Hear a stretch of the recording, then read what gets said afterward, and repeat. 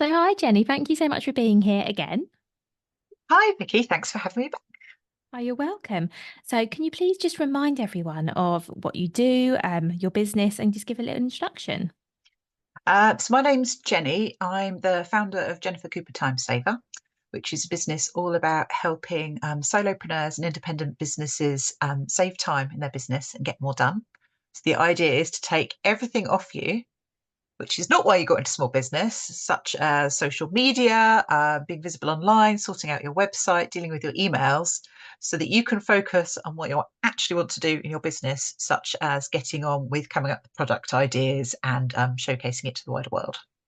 Oh, I have a team of six talented ladies who work for me, who do all these tasks. I specialize in strategy and mentoring. So basically, helping you as a business owner work out where you can save time in your business, all the different tools you can use to save time, free where we can, and coming up with sort of priorities and of what to get done, and also analysing the commerciality. So my background's actually in retail. So I spent 18 years as a bookseller. So things like scale and knowing what not scale sales and knowing what will sell don't phase me. So I think that's a nice addition that I can bring to people I work with. thank you. And I have to say, you are very good at all of this. Of all the people I work with, I have to say you're probably the most proactive at telling me how I can save time and money on a regular basis, which is always Yeah. appreciated. So, yeah, you definitely know Mm. your stuff. And so I've invited you on here today to talk about AI because I know that's something that you've got a real interest in and you're really specializing in as well. Mhm. I don't know anyone at the moment who uses AI as much in business as you. Mhm. So really excited to talk about it. I've only dabbled, I think it's fair to say at this point. So let's start with the really basic question of what is AI? What does it mean? And what is it?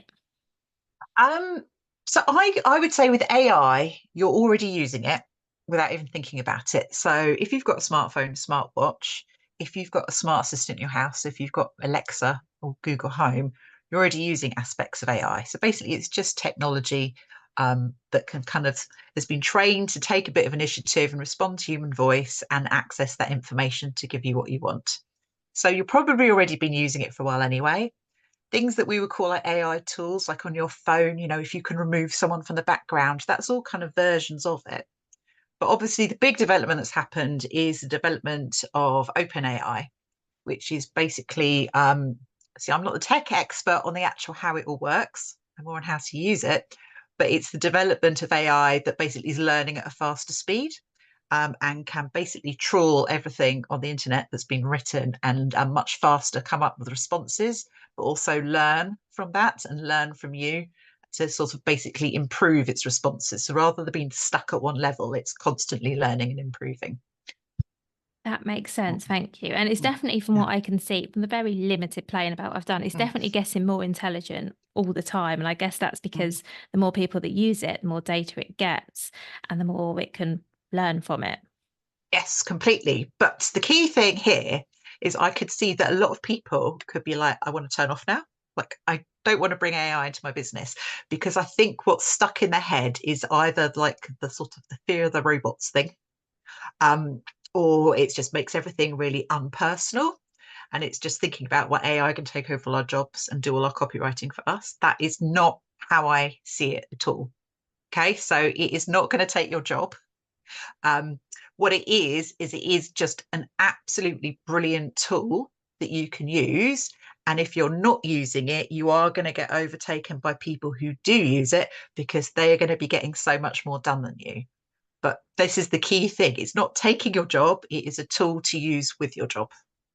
Thank you. That's a really good point to clarify, Mm, actually. And from what I can see about how AI could work, so for my business, mm, is I see it that AI could just save me time, basically, really, is the mm. very crux of it. I can see a few Yeah. ways, well, actually, you've shown me a few ways where AI can just save me some time. And I don't think it's the solution. I don't think Mm, people should be using AI necessarily to write, to do all their mm, writing or whatever. But there's definitely, I think some of the automation aspects are brilliant. And I think that it can definitely save time on maybe some of the repetitive jobs that you have to do, or just give you a starting point mm. really when it comes to anything creative? Yeah. So I think that's the key thing. So for me, you can use AI tools, and I'll go into detail explaining different ones there are and how to use them later. But you can use them to save you time, so to get more done. And I think particularly for small businesses, that means it's like a great democratizer, because it means you have all these tools at your disposal to get things done that before AI, you'd need to hire, a copywriter, you need to hire a marketing this, you need to hire that. You can't do that as a small business, but there's a lot you can use on AI, which will basically allow you to kind of jump over that and compete with other people. And the other huge thing is, I think it's absolutely brilliant for, see, I'm a woman in my 40s and I have perimenopause and brain fog. It is absolutely brilliant at getting you past procrastination, blocks, brain fog, if you're dyslexic. So actually, it's this massive tool rather than just sat there being stuck. You can't think of the words, you don't know where to start. Go to AI, use that, and then suddenly you're past that rather than sitting for half the morning feeling rubbish about yourself. And I think that's a real benefit, as you Yeah. say, because I know that sometimes the thing that stops me writing a social media post or writing a blog post is Mm, starting. Those first 10 words, I think, are the mm, hardest. So yeah. you're right, it does get you over that, what can be actually a Mm, mental hurdle as well, of just looking at a blank page. So I think there are definitely some benefits of AI. But what I'd love to do, Jenny, if it's okay, mm, is just get a bit more I don't know how we say it, practical, tangible, and talk about what kind of things can AI do for you mm, and for your business. So, for anyone listening, what mm. are some examples of how we can actually use AI? So the main AI tools I'm going to refer to are probably the ones that most people have heard of. So ChatGPT, um, Claude, which is another one. Claude's very good for writing, and it used to be Google Bard, but they've just rebranded and now calling it Google Gemini, which is a worse name. But hey, that's what they've decided to do. So things that you could use them. I'm going to talk particularly as a product business owner, as obviously I know that's your listeners. A huge one is around all your marketing. So obviously that is a massive, endless job as product business owner. Um, Idea generation. So what you can do is you can ask AI of about coming up with email ideas, social media ideas, blog ideas. Now, if you just put in something really simple of like come up with blog ideas, you're not going to get good content. So the absolute key thing with AI and where a lot of people make mistakes is they put in a really simple instruction. It doesn't give a good answer. And they're like, well, that's useless. I'm not doing that again. And what you have to do is you have to get better with your instructions. So you have to think of AI as rather than Google, where you just put in like, you kind of put in keywords, aren't you, to bring up what you want. With AI, what you've got to do is you need to think of it if you had like an intern or a work experience or a new person in the job. So you wouldn't just say to that person, would you, write a blog post? What you would do is you give them context. So, for instance, if you want to say, get ideas for like what emails could I send out to my list, you need to follow the four things. So, what you need to do is say who you are. So, you would say, right, I am a product business owner who makes lampshades. My main clients are, and then maybe miss sort of this sort of the taste that they like, maybe boho. Um, you need to explain what you want. So I want like a load of email ideas that are relevant, say, for this season, and will encourage buyers to do this. You want to do objectives. So, you sort of say, like, I want this many ideas or I want it in this format. So that's what, can you see, you're giving it a lot more information. And then if you do that, then you start getting good ideas. Now, what you get, this is the other mistake. People think you use exactly what you get. You don't use exactly what you get, but it sparks ideas. So I did this for a client yesterday who runs an online business. It came up with 20 ideas. Then I could go through them and go, no, no, but actually, oh, that's a good idea. And what it does is it sparks that idea for you of like, oh, right, I could do that. And actually, I could apply that to that product and do that. So that's the kind of understanding. It's more about the idea and sparking the inspiration rather than this is exactly what I'm going to use. So that is absolutely brilliant. And again, you can do this again for blog. So I would say rather than writing the blog post, what you want to do is get it to suggest ideas for the blog post. So like, bring up suggestions of, what would appeal to this audience. And that's where it's really useful. You can also use it with product business. So like, what would the objections be? So rather than you having to sit and think of like, why wouldn't people want to buy this product? You can say to AI, right, I've got this product. What are the reasons people might not want to buy it? and it will just go boom. So rather than you maybe having to ask 20 different friends or really brainstorm, AI will instantly come up with that. And then you've got loads of ideas that you can either address, do your social media posts about, do your blog post about overcoming the objections people might have to buy it. So do you see what I'm saying? Oh. It's about using those ideas. I But imagine as well, Jenny, sorry to interrupt, but I'm just yeah, thinking that if you wanted to have a frequently asked questions page on your website, that to mm, me, so you sparked an idea in me that would actually be something else that maybe AI could help you with. What questions would people have about my product or my business, for example? Obviously yeah, giving it's it absolutely perfect for that. context. So it's more about that rather than I think people have got stuck in the, oh, it's creating the content. It's not creating the content. What it is it's getting you past all those ideas. So you could come up with that, but that would, if you were trying to come up with those frequently asked problems, potentially that's a morning that you're spending researching, maybe looking at other websites. Now, this is the other key thing. This is why AI is better than Google, because if you're looking at other websites and if you're on Google like me, then you see other stuff. And before you know it, you're on Facebook and you spent 10 minutes looking at your friend's post about their holiday and you can't even remember what you're doing. The beautiful thing about if you stay in AI is at the moment, there's nothing on the sidebars, there's no adverts, there's no distractions, you're not clicking onto another tab. So it's really, really clear. So you don't get distracted and you get that answer instantly and without you sort of disappearing into Facebook for hours. Yeah, that's really good. And because as you say, it's so easy to just get distracted online. I really like that about AI tools as well at the moment, because obviously this might change. As you Mm. say, there's nowhere else to go. It's very Mm. focused on keeping you where you are. Yeah. So that's kind of one thing around the sort of big ideas. Then you can use it particularly around content for like really little specific things. So it's really good if you just say want a list of national days relevant to your industry. Hashtags. I've used it for locations as well. So I work with some property businesses and basically we want to attract people living in the wealthiest villages in a certain area. So I can just put into AI, can you give me list of the wealthiest villages in this area, formatted as a list with hashtags in front. Boom, I've got my list of villages that I want to tag in on this post. So it's really good on those little things as well as the bigger things. But also there's other tools you can use. It's brilliant for repurposing content.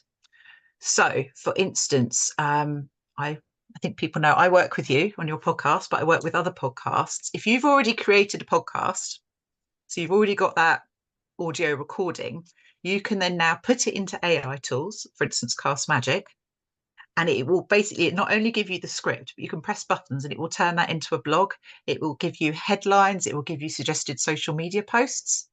So the key thing is here is AI has not created that content. You've created that original content, but what it's done is it's then instantly repurposed it for you into lots of different things. So I've also done that for clients. We've created blog posts out of Instagram posts. So again, that's their original work. They've written those Instagram posts. I find several around a theme, put it all into AI. It turns it into blog posts. Now, as with all AI, if it's writing something, if it's about 80% done, so you have to add that 20% at the end. So, you have to finesse it, tidy it up a bit, add in the personal details.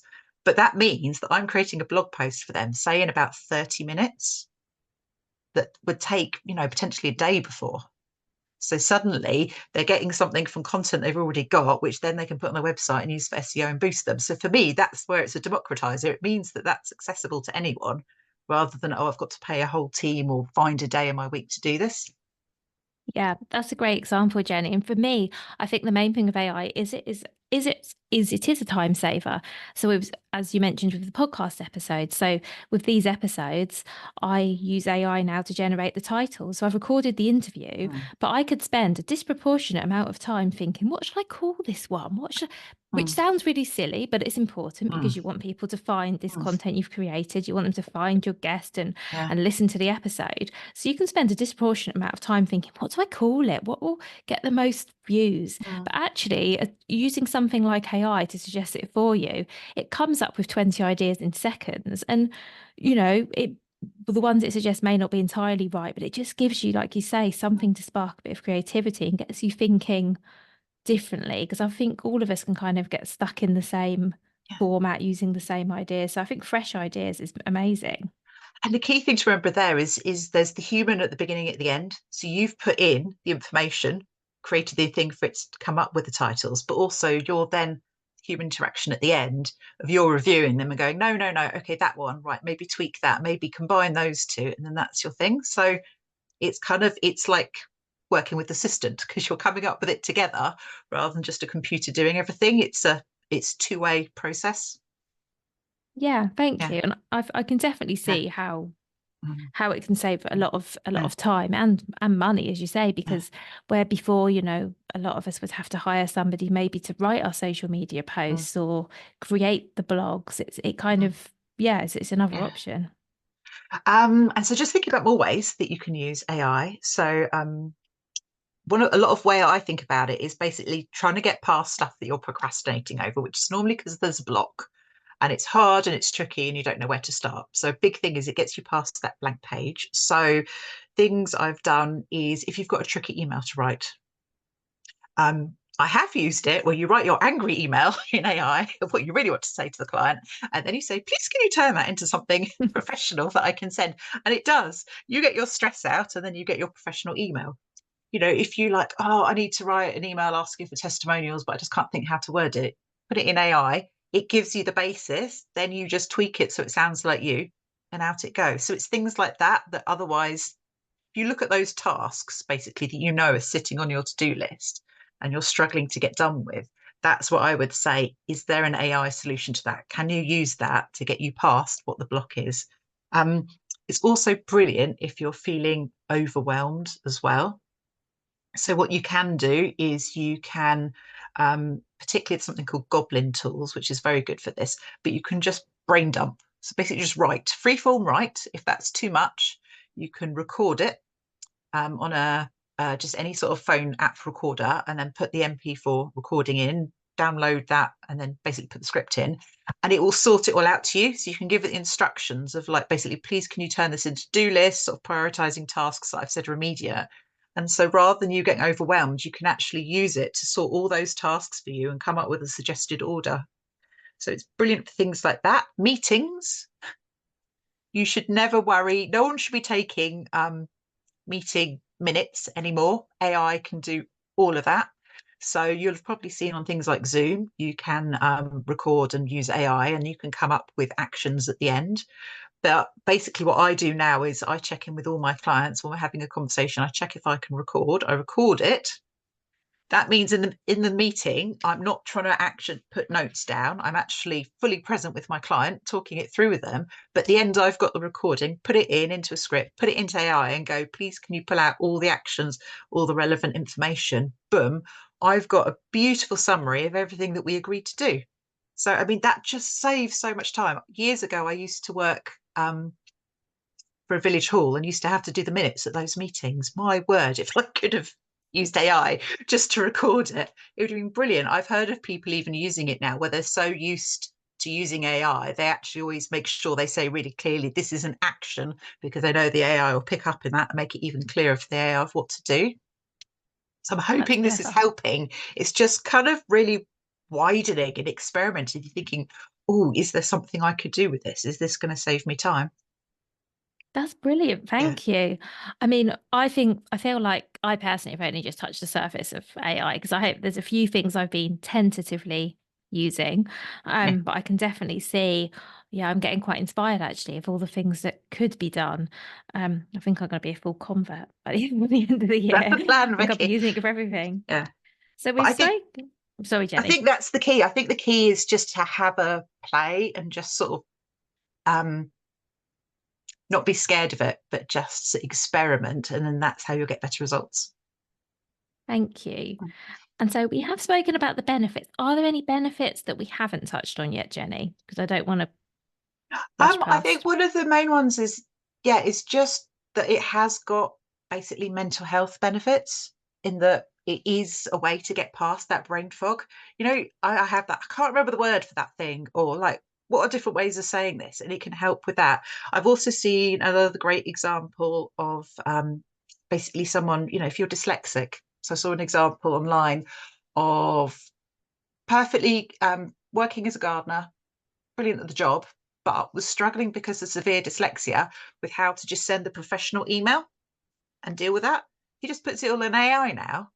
so he can run his business and get on with what he's great at, and that's helped him overcome that. You can, because it just turns it into something professional. So I think there's a lot of good. There's a really interesting interview with Bill Gates, who's kind of looking at how they can use AI in Africa, and kind of like some really positive stories. And one of the big things they were talking about that they're hoping to be able to do there is to use it for basically medical diagnosis, because it can like access everything. Um, so, for instance, if you're really limited on doctors, but they can access all that information on AI, that's going to help hugely. And the other big thing they were talking about was the language barriers, because it can instantly transform things into the language. So, for instance, in education, rather than having textbooks in English, you can use AI to get that textbook translated into what's actually the local language. So there's some really sort of positive things, because I think what tends to dominate the headlines are like the scare stories, and it's definitely true. Like, we need to work out like security implications, we need to work out how to handle it safely. But on the flip side, there are so many positive benefits for like basically just democratizing things across the world, and just helping people, sort of whatever their situation is, run their business more efficiently. I really like that. Yeah. Thank you. And as I keep saying, that you've definitely given me some more ideas on how it could be used. I really like the idea of Mm. using it as a starting point. I'm looking at my to-do list and I'm looking at what's been on there for a week or two. And I like the thought of going, okay, let's see if AI can help me just get started with this task that just keeps Mm. getting pushed back, for example. Um, I think that's a really good suggestion. So many of Mm. these, it's I think there's such a lot that can be done, and it's just working out how it works for you. But are there, so we've probably touched on these slightly, but so for small businesses, we've talked a lot about the benefits. Are there any real downsides, or even just things to be aware of when we start using AI in our Yeah. businesses? Are there things we need to know and look out for? Yes, quite a few things. First thing is basically it's a conversation with the AI to get the result you want. So if you just put in a fairly simple command and it doesn't bring out what you want, don't get in a grump. Imagine they're your intern or your work experience. You need to give them more. A really great tip I've seen is you can actually say to AI, like, ask me 5 questions that will then improve your response. So that actually it then asks you things you can narrow down so you get better response.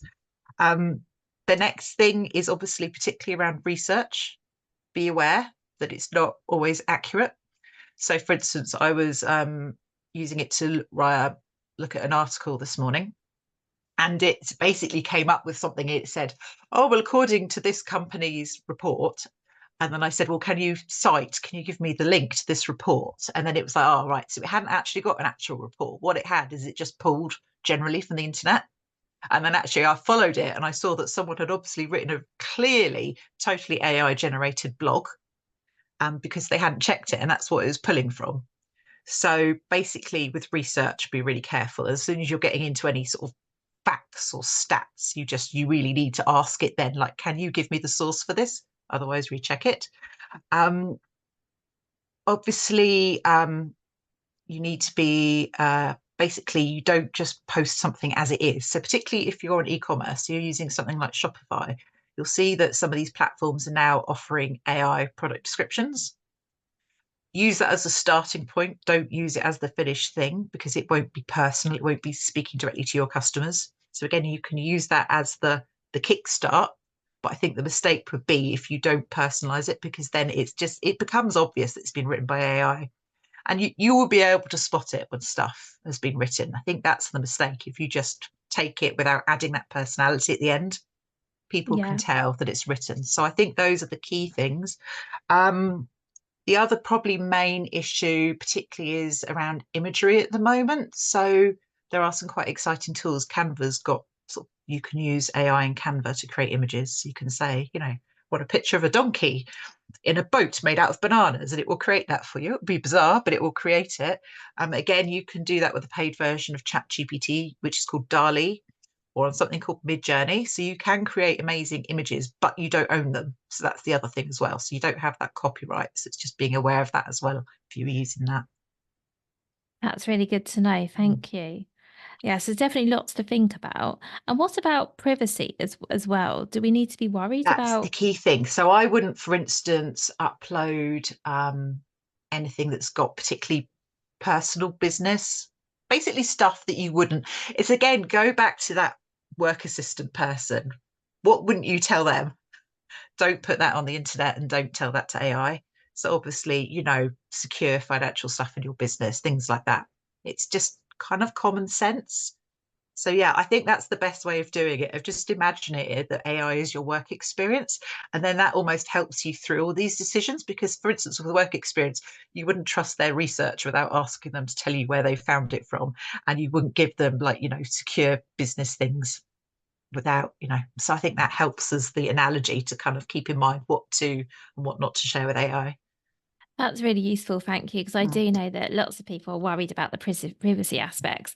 But I guess if you're using it for these, I don't want to say generic, but they are fairly generic Mm. tasks. Help me write an email, help me write a post. Presumably, there wouldn't be anything in there that would matter if it was on the internet. I mean, it's probably going to end up on the internet anyway. So I think hopefully that puts people's minds at rest that it's only using the information you tell it. And as long as you're smart about what you disclose to AI, it's not, yeah, so it only gets what you give it, is I Yeah, guess what I'm trying to say. basically. So yeah, just follow the normal security practices you do anything else and you'll be fine. So, Thank you. I think yeah. that's reassuring.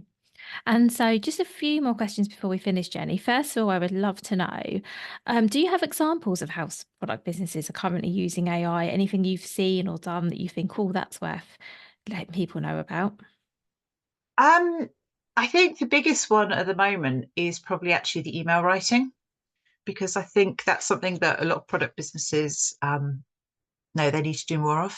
Because I think often we tick off social media. We don't love social media, but we know we need to get that done. So we'll tick all that off. But actually, the emails is often where people can get stuck, because then they can feel like they're always sending sales email, buy, and then that feels icky, and then you're like, I don't know quite what to do. Whereas I think AI is brilliant at basically helping you generate ideas for other things that, if you give it enough information about your brand, so maybe a bit about your values, like sustainability is really important to us. We create these sort of products. It can give you just so many ideas for like seasonal emails of like, oh, here's a different way of talking about how sustainability matters in your brand. And I just think that's what I'm seeing at the moment, and I'm using most of my clients is this actually allows you to deliver the amount of emails that you want to. And then as soon as you go into any sort of platforms as well, so it's worth having a look at things like Klaviyo. Elle Williamson, who you've had on here, will be the person to talk to, but also CRMs as well. There's a lot of that now, which are now adding in AI plugins, so they can just speed up all that sort of work and the automations and anticipate what you're going to do. So it's just boom, boom, boom, and it just really speeds up those processes. So I think, and if you're using any sort of larger tool like that, or sort of data, it's worth just exploring what the AI there can do, because you may well find that something that's taking you quite a long time, AI can do for you instantly. So it's almost like go and have a little investigate. I'm a huge fan of YouTube. I think it's one of the best ways to learn as a free resource. So I'd also say as well, if there's some sort of tech you're using in your business, if you've got some time, go and have a little look on YouTube and just sort of see what videos are around how to like use AI or optimize that piece of tech you've got. And it will come up with stuff. And that's just the quickest way to learn from other people. So yeah, I'm just, God bless every YouTuber, because what they deliver is amazing and is one of the best ways to learn how to make the most of tools in your business and get more done.